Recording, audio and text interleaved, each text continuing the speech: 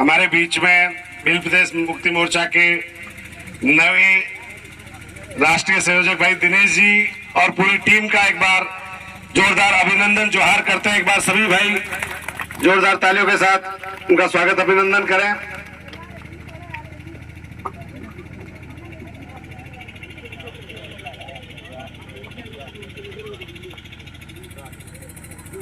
साथियों, क्योंकि कार्यक्रम काफी लंबे समय से चल रहा है, हम लोग देरी से हैं, इसके लिए हम क्षमा प्रार्थी हैं। मैं एक बार सभी महापुरुषों को नमन करते हुए अपनी बात को आपके बीच में रखना चाहूंगा।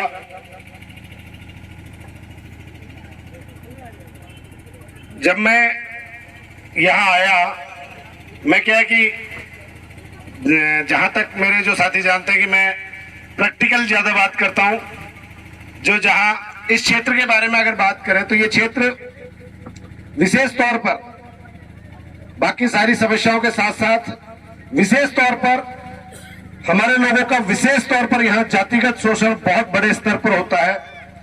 हर आए दिन यहां पर मैं कहूं कि कोई ना कोई इस पूरे क्षेत्र में इस तरह की घटना होती है जहां जातिगत उत्पीड़न के तौर पर हमारे लोगों को सताया जाता है, परेशान किया जाता है। जब मैं यहाँ आया, जैसे ही मैं कार्यक्रम स्थल पर घुसा तो मैंने यहाँ पुलिस विभाग की बड़ी वाली बस देखी, तो मुझे लगा कि कितना जागरूक हमारा पुलिस विभाग का महकमा है कि हमारे कार्यक्रम के लिए इतनी बड़ी बस भेजी। थोड़ा बहुत जाब्ता कभी कभी समय रहते अगर उन मुकदमों पे भी ध्यान देने के लिए लगा दिया करते अधिकारी साहब, जो SC/ST एक्ट में यहाँ पर अगर उसमें थोड़ा सा ध्यान लगाते तो ढंग से शायद उन मामलों में जांच होती, तो आधे से ज्यादा मामलों में जो झूठी FR यहाँ के अधिकारी लगाते आए हैं, शायद उनमें से आधे से ज्यादा मामलों में न्याय मिल जाता। या पुलिस प्रशासन के मेरे भाई बैठे हैं, आप अपने महातत अधिकारियों तक ये बात पहुंचा दीजिएगा कि बहुत समय हो गया, आपने अपनी मर्जी से अपनी कलम चला ली। जिस मर्जी से आपने, जब आपके साहब लोगों का आदेश हुआ वैसे आपने काम किया, लेकिन अब आपको बदलना होगा, क्योंकि कहीं ना कहीं अब ये समुदाय जागृत हो रहा है, अपने हक और अधिकारों की बात कर रहा है। शायद ये आपके लिए भी नई बात होगी कि आपको इस तरह की ड्यूटी में पहले कभी आदिवासी समाज के कार्यक्रमों में जाना नहीं पड़ता, पिछले कुछ समय में आपको इस तरह की ड्यूटियां भी करनी पड़ रही है। तो आपको कहीं ना कहीं ये बात तो तय है कि समाज जागृत हो रहा है, और जब समाज जागृत हो रहा है तो आने वाला समय तय बात है कि आपसे सवाल भी होंगे। अब आप तैयार रहिएगा कि किसी दिन जरूरी नहीं है कि आप FR लगा के कोर्ट में पेश कर दोगे, आप FR लगा के कोर्ट में पेश कर दोगे, कोई सवाल नहीं करेगा और फाइलें निपटती चली जाएंगी जैसे सालों से चली आ रही है। किसी दिन गलती से इस तरह की जाजम लग गई, उस दिन शायद आपके साहब को कह देना कि इन सवालों के जवाब देना भारी पड़ जाएगा जो पिछली फाइलों में आपने गलफत में FR लगाई है। मैं बात इसलिए कह रहा हूं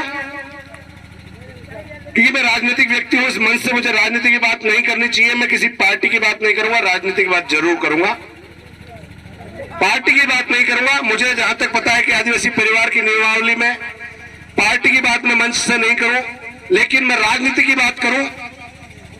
अभी कुछ समय पहले विधानसभा चुनाव हुए, ये क्षेत्र मुझे जहां तक ध्यान है विधानसभा नाथद्वारा विधानसभा क्षेत्र में आता है, मैं सही कह रहा हूं? तो हमारे यहां से नए नए विधायक जो अभी चुने गए हैं वो माननीय विश्वराज सिंह जी मेवाड़। तो मैं इस मंच के माध्यम से माननीय विधायक जी से उनके चुनाव के दौरान जो नरेशन, जो नारे उन लोगों ने दिए थे वो उनको याद दिलाऊंगा और अगले 5 साल तक याद दिलाते रहना है। ध्यान रहे ये बात मैं इस मंच के माध्यम से और हमारे लोगों को भी इस बात को सचेत करना चाहता हूं कि आपने वोट उस मेवाड़ के राज्य चिन्ह को ध्यान में रखकर दिया है, जिसमें एक तरफ एक राजपूत योद्धा है तो दूसरी तरफ एक भील योद्धा है। वो मेवाड़ का राज चिन्ह जब आपसे वोट मांगे गए तो ये कहकर मांगे गए कि यहाँ का राजपूत और भील बराबरी से मेवाड़ के राज चिन्ह है, और आज उसी वंश का बेटा यहाँ से चुनाव लड़ रहा है तो आपको तय करना है कि आपको वोट किसे देना है। और मेरे आदिवासी समुदाय ने, मुझे खुशी हुई कि जब माननीय विश्वराज सिंह जी मेवाड़ की धर्मपत्नी हमारे आदिवासी समुदाय के घर बैठकर भोजन कर रही थी, अच्छा लगा। उनसे इस पूरे क्षेत्र के राजपूत समाज को विशेष तौर पर सीख लेने की जरूरत है, क्योंकि अभी 2-4 दिन पहले ही मेरे पास एक पीड़ित भाई की FIR आई। क्या करूं, गलती से समस्या विश्वराज सिंह जी अपने लोगों को समझा ही नहीं पा रहे कि भाई बराबरी का दर्जा दिया है, बराबरी का दर्जा दिया है, वो सदियों पुराना रिश्ता याद दिलाकर आज वोट मांगा है। आपके पूर्वजों को इस आदिवासी समुदाय ने अपना खून पसीना बहाकर संरक्षित रखा, सुरक्षित रखा, और फिर सदियों बाद इसी आदिवासी समुदाय ने एकजुट होकर सारे बात बुलाकर आपको चुना है। तो आप विश्वराज सिंह जी मेवाड़, आपकी नैतिक जिम्मेदारी बनती है, आपकी नैतिक जिम्मेदारी बनती है कि इस पूरे क्षेत्र के आदिवासी भाइयों की सुरक्षा करना, ताकि और तो छोड़िए, कम से कम आपके समाज से जो लोग ताल्लुक रखते हैं वो लोग मेरे आदिवासी भाइयों पर अत्याचार नहीं करें, उनकी जमीनें नहीं हड़पे, उनका शोषण नहीं करे। इस बात की जिम्मेदारी यहाँ के विधायक विश्वराज सिंह जी मेवाड़ की बनती है। यह जिम्मेदारी इसलिए बनती है क्योंकि आपने इस समुदाय की भावनाओं को उद्वेलित कर वोट लिया है, और इस समुदाय ने उसी भावना को ध्यान रखकर आपको वोट दिया है। इसलिए आपकी दोहरी जिम्मेदारी बनती है। बतौर विधायक तो आपकी जिम्मेदारी बनती है। इसलिए मैं यहाँ के पुलिस विभाग को इसलिए मैंने पहले चेताया कि अब आप सोच समझकर काम कीजिएगा, अब आप सोच समझकर काम कीजिएगा। अगर आपने गड़बड़ी की तो आप पे तो उंगली उठेगी, लेकिन आपके विधायक महोदय पे सीधी उंगली उठेगी कि उनके राज में आदिवासी समुदाय के साथ क्या हो रहा है। सदियों पुराना हमारा कर्जा, फिर एक कर्जा हमने दिया है, अब चुकाने की बारी उनकी है।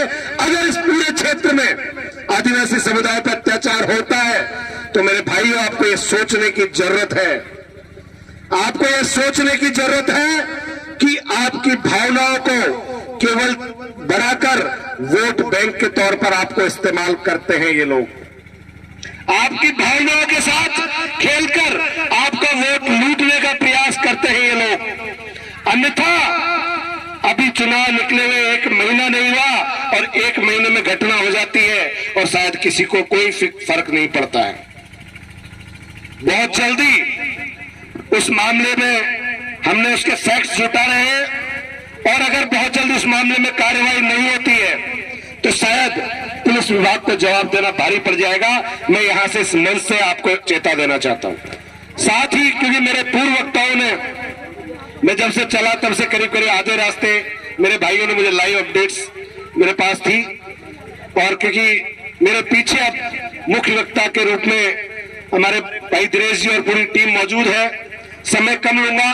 एक आखिरी बात और कहना चाहूंगा कि ये पूरा क्षेत्र जो विशेष तौर पर संघर्षरत है, तो उसके लिए मूल कारण 2 चीजें हैं, वो है शिक्षा और दूसरी रोजगार। शिक्षा सबसे महत्वपूर्ण चीज है, और शिक्षा पर बोलने में मुझे पता है कि हमारे भाई कालू जी विशेष तौर पर जिस चीज पर बोलते हैं, मैं जब यहाँ से मुझे आवाज आ रही थी रास्ते में तो मैंने कह दिया था कालू जी बोल रहे हैं, क्योंकि शिक्षा की बात इतनी पुरजोर तरीके से और कोई नहीं रख सकता इस क्षेत्र में, एकमात्र व्यक्ति है, इसलिए उनके लिए जोरदार तालियां बजाकर आभार व्यक्त करना चाहिए कि उनकी बातों में सबसे महत्व शिक्षा का होता है। रोजगार को लेकर हमारे लोग परेशान हैं कि मजदूरी करने जाते हैं लेकिन मजदूरी नहीं मिलती है।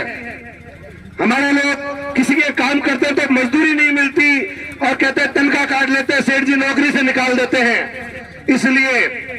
इसलिए मैं आपको एक बार पुनः सभी को याद दिला देना चाहता हूं कि आदिवासी परिवार के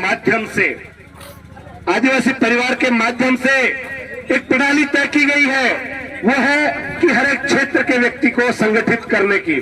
हमारे मजदूर भाइयों के लिए भी संगठन है, हमारे पढ़े लिखे शिक्षित भाइयों के लिए भी संगठन है। तो अब आप सबको ये जो दूसरे नामात्र के मजदूर संगठन बने हुए हैं, जो नाम तो आपका लेते हैं लेकिन फायदा किसी और का करते हैं, उन मजदूर संगठनों को आपको छोड़ना होगा। उन मजदूर संगठनों को आपको छोड़ना होगा और आपको जो आपके हक की बात करे उन मजदूर संगठनों को ज्वाइन करना होगा। हमारे ड्राइवर भाइयों के लिए भी संगठन है, हमारे कर्मचारी बंधुओं के लिए भी संगठन है, हमारे विद्यार्थी बंधुओं के लिए भी संगठन है। अतः आपको अपने मूल संगठन में जुड़ना होगा, तब जाके आपकी आवाज मजबूत तरीके से आगे बढ़ सकती है। और इस मंच के माध्यम से मैं उन सभी को चेता देना चाहता हूं जिन्होंने अपने राजनीतिक स्वार्थ के चलते, अपने निजी स्वार्थ के चलते आदिवासी परिवार को छोड़कर दूसरे दामन थामे, उन सभी लोगों को भी इस मंच से चेता देना चाहता हूं, कहीं भी भटक लो, कितने ही दूसरे बैनर पकड़ लो, कितने ही दूसरे झंडे उठा लो, अल्टीमेटली झक भरा कर आदिवासी परिवार की जाजम पर आना पड़ता है, आना पड़ेगा। आपकी और कहीं कोई जगह नहीं है, घूम फिर कर आपको यही आना पड़ेगा।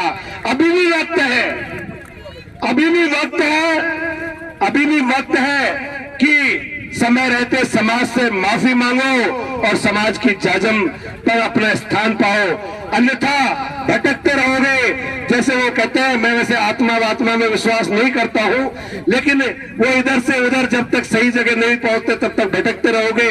अभी भी मौका है, समाज आपका अपना है, समाज के वडीलों से, समाज के वरिष्ठों से, समाज के मौजूद लोगों से और जो विचारधारा को लेकर चलने वाले हमारे जिम्मेदार साथी हैं, उनसे माफी मांगकर शायद समाज में अपना पुनः स्थान पा सकते हो। ये उनको मैं सलाह देना चाहता हूं इस मंच के माध्यम से। ज्यादा समय नहीं लूंगा, आप सबने जो मान सम्मान दिया उसके लिए आप सबका आभार व्यक्त करता हूं। इतना ही कहूंगा कि आप सबके बहुत नजदीक हो, कुंभलगढ़ और उदयपुर दोनों मेरे ठिकाने हैं। आप आधी रात को कोई तकलीफ हो, आधी रात को कोई समस्या हो, इतना जरूर कहता हूं कि कभी लापी बढ़े, कभी लापी अगर कोई मीठा खाने का काम हो, लापी बढ़े, ब्याह शादी हो, कभी लापी बढ़े, मुझे याद करो नहीं करो कोई बात नहीं, कोई तकलीफ नहीं, लेकिन कभी समाज को दुख दर्द तकलीफ हो और लाठी खाने का मौका हो तो आप इस भाई को, आपके इस बेटे को याद करना, आपके बीच में हमेशा मौजूद मिलूंगा। ये मेरा आप सभी को वादा है। ज्यादा समय नहीं लूंगा, एक बार पुनः आप सभी का आभार, अभिनंदन। जय जोहार, जय भीम, जय भारत, जय भील प्रदेश।